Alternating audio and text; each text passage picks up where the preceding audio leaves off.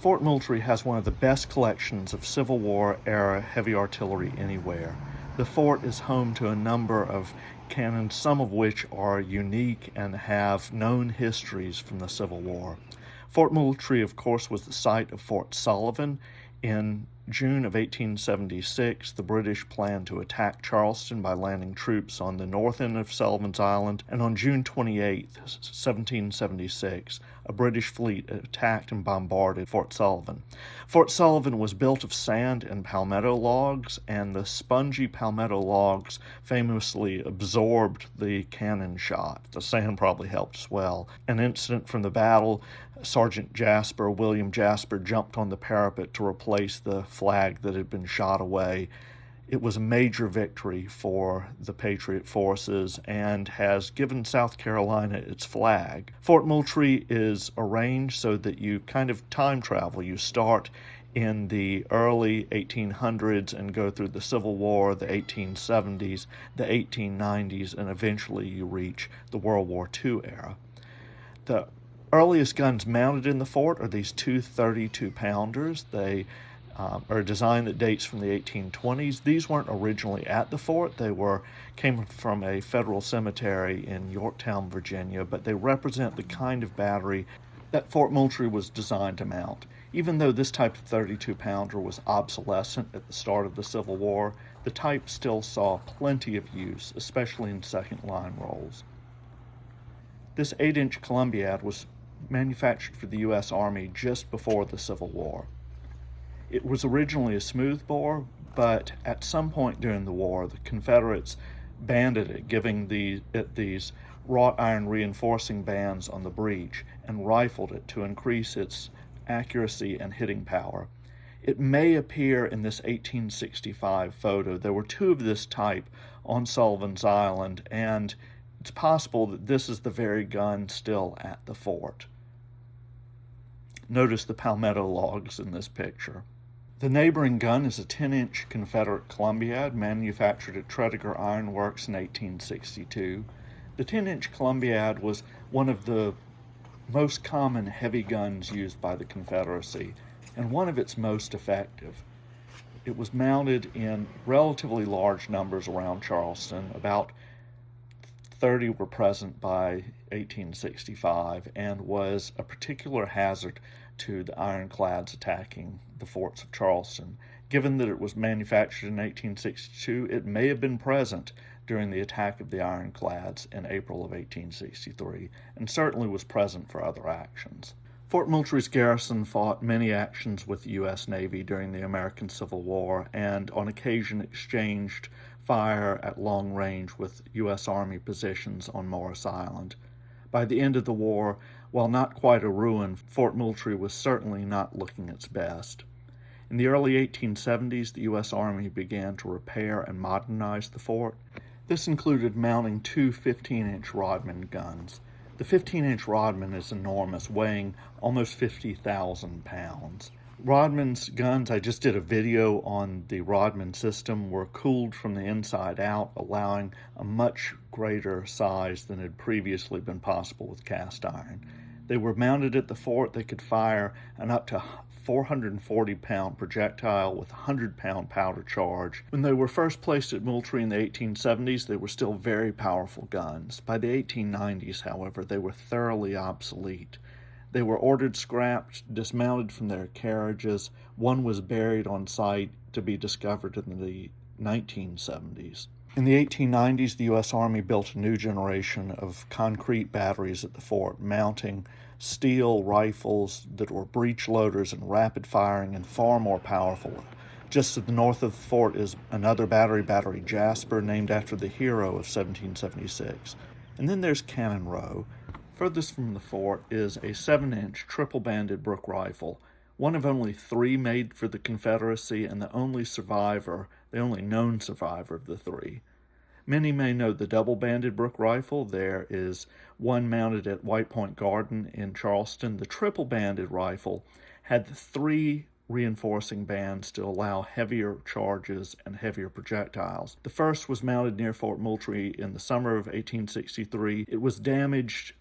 It cracked in an action against Federal ironclads in September of 63. The second was brought to the city in the fall of 63 and mounted at Battery Marion near Fort Moultrie on Sullivan's Island. It was photographed after the war, and you can see that it originally had probably bronze bands attaching it to the tube to some trunnions. The bronze bands are no longer there. They may have been broken off accidentally or sold for scrap. They're missing now. The triple-banded Brook was taken to the Charleston Arsenal after the war. Later in the 19th century, that site became Porter Military Academy, and students at Porter in the late 19th century dug this gun out from where it was and by sheer boy power moved it to a concrete pedestal. It came to the fort in the 20th century. It is a very unique gun from the perspective of the U.S. Navy. It is one of the most dangerous weapons the Confederates mounted in its ability to inflict damage upon U.S. Navy ironclads. Next down the line is a 300-pounder or 10-inch U.S. Army Parrott rifle. Guns of this kind were deployed on Morris Island to bombard Fort Sumter and inflicted incredible damage on Fort Sumter's structure. It's not known where this one served during the Civil War. It was brought to Fort Moultrie after the war. Next down the line is a 200-pounder Parrott rifle. This U.S. Army 8-inch rifle is the same type that was used in August of 1863 to fire from Morris Island on the city of Charleston. Famously, the so-called Swamp Angel burst on its 36th round. Next down the line is another 10-inch Confederate Columbiad. Like the one mounted in the fort, this was also manufactured at Tredegar in 1862, and it also likely saw action against the U.S. Navy multiple times. Next to it is a 10-inch Columbiad made for the U.S. Army in the 1840s. It was likely at Fort Sumter during the initial bombardment of the fort in April of 1861.